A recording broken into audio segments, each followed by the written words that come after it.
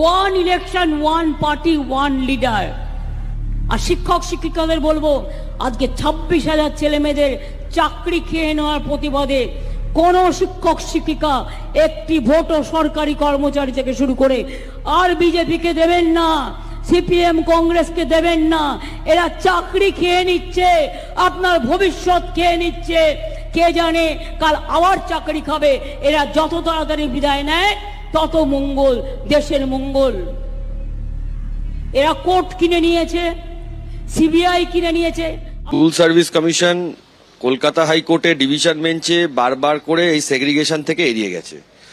যদি সত্যিকারের সেগ্রিগেশন করতে পারে তাহলে কিছু জেনুইন ক্যান্ডিডেট বাঁচবে।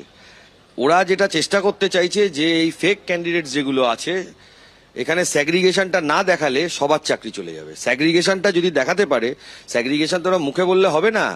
ধরুন আপনার 25,000 ক্যান্ডিডেট, 25,000 ক্যান্ডিডেটের মধ্যে ধরুন 17,500 জেনুইন। তার নাম, roll number, category, subject wise category, male female, physics, chemistry, psychology, pol science, এই পুরো সেক্টরটা তাকে স্যাগ্রিগেট করে দেখাতে হবে যে এতগুলো আমার কাছে এখনো অবধি কোনো অ্যালিগেশন এসে পৌঁছয়নি। এরকম প্রচুর ক্যান্ডিডেট আছে যাদের অ্যালিগেশন যাদের ক্ষেত্রে নেই।